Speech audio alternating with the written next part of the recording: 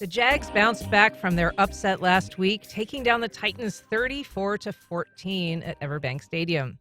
I'm joined now by Alessandra Pontbriand, sportscaster for our news partner at News4JAX, WJXT. Wow, Alessandra, what a difference a week makes. Yeah, absolutely. Thankfully, the Jaguars were able to pull out the 34-14 win over the Tennessee Titans, their rival, which they've wanted.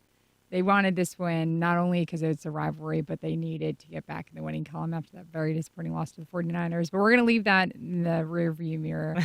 Yesterday was really good. What I was most excited for was Calvin Ridley's performance. He really hadn't had that it game all season. And I went to Alabama when he was there and I saw what he could do, when he can have an explosive offense. And that's exactly what we showed yesterday. And then, for him, he had 2 touchdowns, over 100 yards receiving, which this is his third game this season with over 100 yards receiving. And I'm just so happy for him because you could see it in the locker room. He was all season, and kind of like he was a little frustrated that he wasn't having, the explosive plays that he wanted. And to see his performance yesterday and to hear from the other players in the locker room yesterday, like Josh Allen said, he was like, I knew that he could have that type of game. We just hadn't seen it yet. And for him to have that, I think he's very proud. We talked to him after the game. He's a very calm, cool, collected guy. Doesn't really get riled up, doesn't really get too excited or too emotional. He was like, you know what? Yeah, I knew I could have that type of game, and I did it. And it was my day to have that day, have that type of performance, and that's exactly what he did. So I'm really happy for him. And he was really connecting with Trevor Lawrence. Absolutely. And perfect segue to my next point. Yeah, Trevor Lawrence had a phenomenal day. He's the first quarterback in franchise history to have 2 rushing touchdowns and 2 passing touchdowns in a single game. For him, that was the first rushing touchdown that he had was his first rushing touchdown of the season.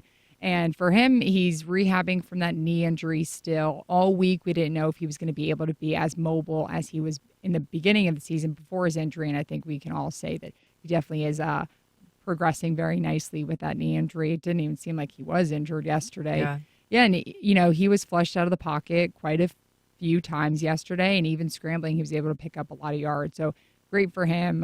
He needed awesome. a good win too. Yeah, 100%. And everyone, the whole team needed that win. They needed that huge performance, especially in offense. And earlier in the week, offensive coordinator Press Taylor was saying, my coworker Jamal St. Cyr, he asked him, have you guys had enough explosive plays this season?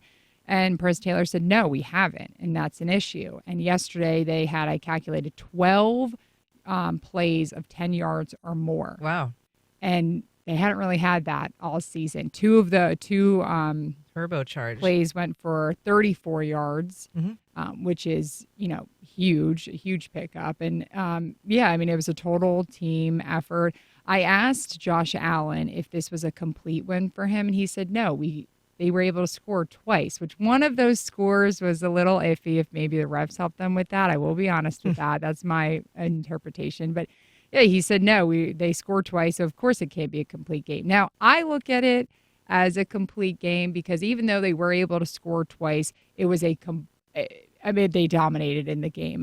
Now, the Titans, they do have a lot of players injured. Their offensive line, they're going way in the depth chart with their offensive line. So it was not easy. Rookie quarterback, Levis, he did everything he could. But even from the defensive perspective, 4 players were credited with half a sack. So 2 sacks on Will Levis.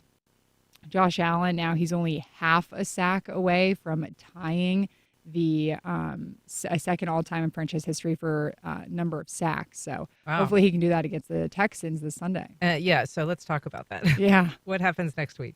I would say this is probably the biggest game of the season thus far. The Ravens game will be very big. The Titans game at the end of the season will be very big. But right now, this is a huge game. The Texans are 1 game behind the Jaguars in the AFC South rankings. We looked it up yesterday.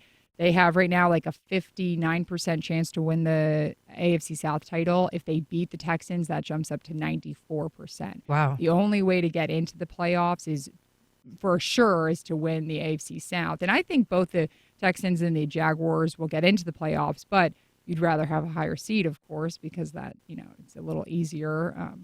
well, not like the playoffs are easy, but possibly they could host a playoff game, which would be huge for the Jaguars. So this is a huge game. It's not going to decide the AFC South title, so they won't clinch it on Sunday, but they have, a very good chance of clinching it later in the season, depending on how the rest of the season goes. Looking forward to the rest of the season, they're going to be playing a lot of backup quarterbacks.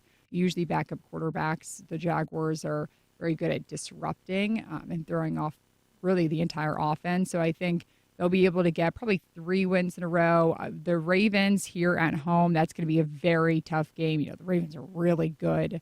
But I really think looking at the season, probably the maybe one more loss, but I think they can pretty much win out. Awesome. Well, we'll be looking forward to getting your wrap up next week after that game happens. Thanks so much for being here. Thank you.